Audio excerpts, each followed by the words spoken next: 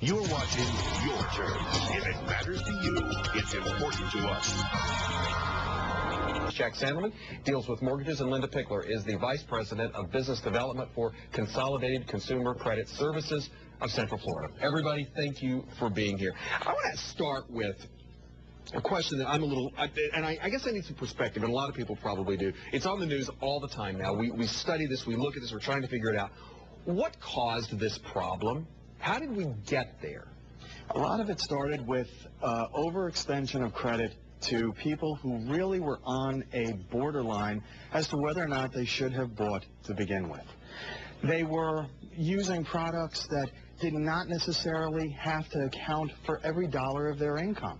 Therefore, when incomes fell off or expected income increases did not materialize, these people all of a sudden were unable to make their mortgage payments, which in the majority were adjustable. Yeah. And do you see, any of you here, does anybody see this thing having, is it peaked, or are we still in the midst of it? No, unfortunately, what we're dealing with is we are at all-time record highs with regard to inventory. Pricing is still continuing to fall. We are, in economic circles, we're looking at least 36 to 48 months before we get rid of existing inventory levels. That doesn't even include some of the, shall we say, vacant lot sales that have been so rampant and prevalent in various Bay Area counties, Sarasota, among others. Yeah, so what you're saying is we may not have seen the worst of this yet, and it's going to be a long time, some years before we have some time before this whole cycle completes itself. I think it's going to depend also. Those were great days for a lot of us. They were throwing money at you. That's over with now, isn't it? Those days are long gone. Now we need to more closely account for income, assets, and these regulations aren't just being put out by the lending institutions themselves. This is coming in from the federal government. Okay. That's a good point. It plates to take a break. When we come back, we're taking your operations, which I know it's a noble idea she's got, and we do know she's running for president, and I think that John Edwards has proposed something as well. Is that a feasible thing? It isn't. First of all, where is the money for the bailout supposed to come from? The average American taxpayer? Try explaining to a resident of Nevada that he has to bail out someone in, shall we say, Pasco County, in Port Richey, where Port Richey, according to Money.com, which recently did a survey of the top foreclosure zip codes in Florida, Port Richey's in the top 15. Really? Palmetto is in the top 10. There are 2 Tampa zip codes rounding out the top 20.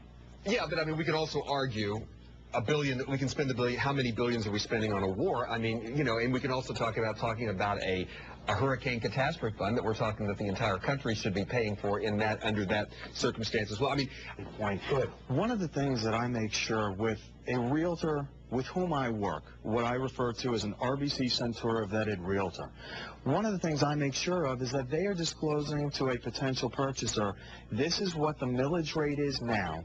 Therefore, this is what your taxes potentially will be.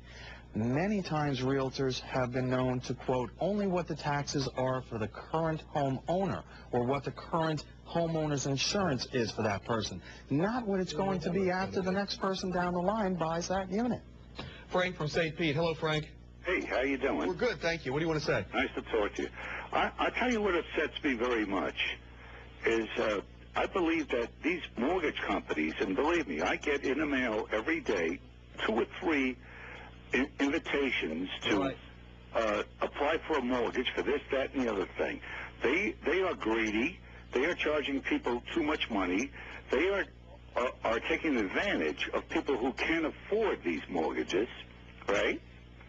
And I think it's absurd for Hillary Clinton to even suggest we bail out mortgage companies. I've never heard anything so ridiculous in my entire life. I think that if you are responsible enough to want to buy a house, then you should be able to plan and afford your house. I've been in my house 38 years, and I never had a bail out or declare bankruptcy or do nothing else. Frank, thank you. I'll tell you this, though. I'm getting fewer and fewer of those solicitations in the mail. these days than I was. You know, I mean, it's not as prevalent as it was. It certainly isn't. I mean, I'm not sure. I mean, I keep using myself as an example here, but I'm not sure if I did it now, if I could afford where I live. Well, you know, pull it off. you're a very different, a different potential customer. I mean, you work for Fox 13, so you're a very safe bet, at least in my eyes. Your income would be stable. It's accountable. So I think that if you were to go ahead and try a refinance transaction, the real problem that you're going to start seeing, and that we have been seeing over the past fiscal quarter, is appraisers are now letting us know we are in a declining market valuation situation. We're going to the first question here. Yeah. First-time home buyers, well, Sarasota County does have some programs available for first-time home buyers. They enable down payment assistance.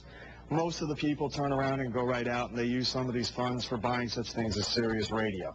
They don't use it entirely in order to fund the transaction, strangely enough. The counselor and I were talking about a situation where the mortgage broker, he was conducting a transaction and the mortgage broker was literally trying to get the seller, or was it the buyer, a check at the end of closing. It was the buyer. The buyer does not end up walking away from a closing with a check. First-time homebuyer programs are out there. Much of the problem with those programs is the income that is required. You cannot have a lot of income in order to qualify for those programs. For example, in Sarasota, where the median home price is $320,000, people do not make enough money in order to go ahead and buy these homes at that price range. Let me ask you this question. Is it obviously, is it a buyer's market? Is it a great time to buy? It is not. It is not. Really? It is a buyer's market in the extent of we are at 4- and 5-year highs worth of inventory. Right. However, we are in a situation where pricing is continuing to fall, even as new units of inventory are added. As a matter of fact, RealtyTrack was recently quoted as saying there are going to be almost 2 million new foreclosure filings before this year is out. 2 million nationally. And all of those units are going to end up coming into inventory at one point or another in the next 3 or 4 fiscal quarters. So, well, yeah, I end up getting quite a few of those looks myself, that it's usually the lender's fault. One of the things I want to make sure that we're clear on is many of the major institutions, Bank of America, RBC Centura, we did not issue 228s, 327s, the adjustable rate loans that are now getting people into problems. These were creations within the marketplace itself by such companies as AmeriQuest or New Century or American Home Lending, which recently just closed up its operations. the story right here, yeah. Right there. So, you know, we're seeing these subprime lenders collapse one after the other, namely because they cannot package these loans and then sell them off to Wall Street. As you may have noticed, Bear Stearns has declared losses of almost $400 million on 3 different hedge funds that collapsed.